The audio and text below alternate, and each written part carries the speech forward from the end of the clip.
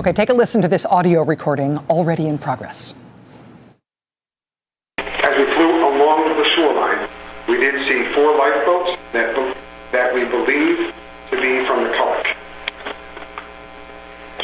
Right? In addition, there was some debris in the area, but it's unknown if those items were from the Culloch. Have you ever convened a conference call at work? You had to talk about some big important thing, and then you decided because it was so important, maybe you should rehearse what you were going to say before the call really started?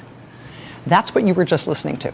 A conference call rehearsal, or so the participants thought. Last night, as officials from Shell Oil and the U.S. Coast Guard were preparing to brief reporters on the Shell Oil rig that ran aground in Alaska this week, quote, a microphone to the room was briefly opened and any reporter on the line could hear those rehearsal remarks.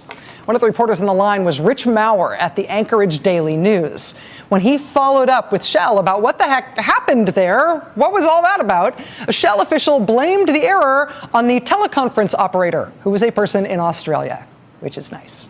What Shell accidentally revealed in that conference call is that they were finally able to land a team of experts on their beleaguered drilling rig in order to assess what kind of damage it has sustained. Shell lost control of this rig earlier this week. They were forced to evacuate their entire crew off of it. Ultimately, it slammed into an island off the Alaskan coast, which is where it is now sitting, along with its 150,000 gallons of fuel and oil. Shell officials say the rig does not appear to be badly damaged. In terms of those fuel tanks, quote, the tanks they looked at were mainly intact, but they did see one that was sucking and blowing a little bit. Sucking and blowing, it turns out in this case, is not a good thing. It means that there may be a breach of those fuel tanks somewhere.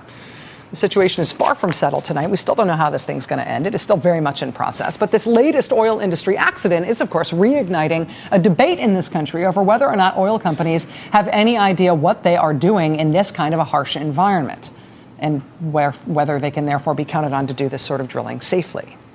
Because of the history of safety issues here, Shell has been kind of an easy target for environmental groups. There is, in fact, an entire spoof website designed to look exactly like the official Shell website that does nothing but mock the oil company's poor safety record and its perceived contempt for Mother Nature.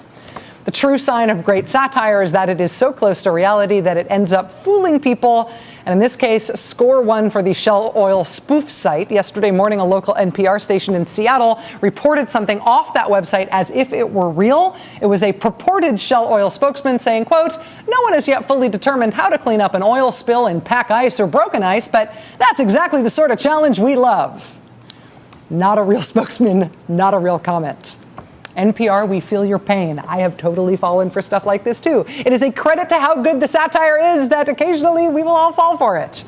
And it is a reflection of how bad things are for Shell right now. A spokesman for the spoof website offered this reaction to the Houston Chronicle today. Shell's ongoing incompetence has made our satire seem plausible. If you do satire for a living, that sort of result is in some ways a dream come true. It's a holy grail. It's also, in this case, the worst thing in the world, which is still unfolding right before our eyes. We will keep you posted on this stranded rig.